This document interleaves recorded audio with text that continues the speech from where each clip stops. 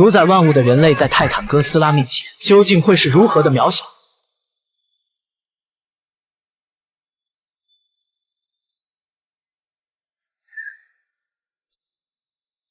起初，人类还妄想用核武器将它消灭，而结局不言而喻，必定是作茧自缚。1954年的比基尼环礁岛上，美军用氢弹做诱饵吸引哥斯拉的前来，随着一声巨响，哥斯拉瞬间被炸成了渣渣拉。其实美军自己也不想想，他们距离爆炸源那么近都没事，哥斯拉又怎么可能领盒饭呢？不过经历了这次以后，他们也相信地球上存在着庞大未知生物，便命令肖尔探索出其他泰坦巨兽的踪迹。帕克特将军也想体验一下刷怪升级的快感，但这种作风恰好与惠子最初的科研理念背道而驰。为了美军能出资支持帝王计划，惠子也只能学会隐忍。很快，惠子带着兰达回到自己的家乡——日本最南端的波照间岛，又被称为怪兽之岛。其实小岛的面积仅有12.4平方公里。当地的铃木博士发明出了伽马辐射模拟器，它可以吸引有效距离的泰坦巨兽，而这个仪器便是2019年哥斯拉2中声波模拟器的前身。可肖尔的不请自来却令惠子非常反感，因为上次美军的做法令惠子对他军人的身份心生忌惮。其实肖尔并非是来监视惠子，而是这段时间的出生入死让肖尔逐渐喜欢上了这个亚裔女人。就在这时，海面上出现异常，被吸引来的泰坦巨兽发现自己被骗了，正在愤怒地将模拟器丢回陆地。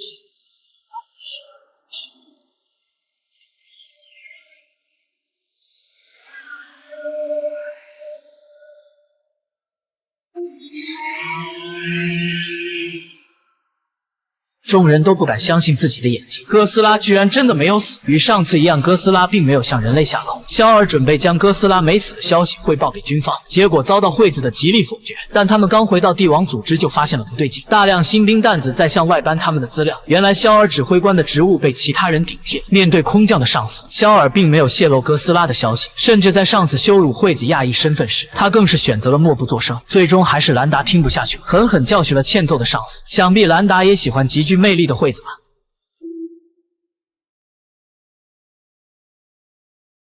不过因此上司也给他们穿了小鞋，利用浪费国家资源为由要解散帝王组织。为了保住帝王计划夺回掌控权，肖尔让惠子和兰达将最近几年来发现的巨兽位置整理标注到地图上，而这份文件将成为帝王组织将来的终极遗产。可肖尔将资料交给将军的同时，还是说出了哥斯拉没死的消息。虽然事先曾答应过惠子不讲出来，因为只有让军方对巨兽产生恐惧，才能衬托出帝王计划存在的意义。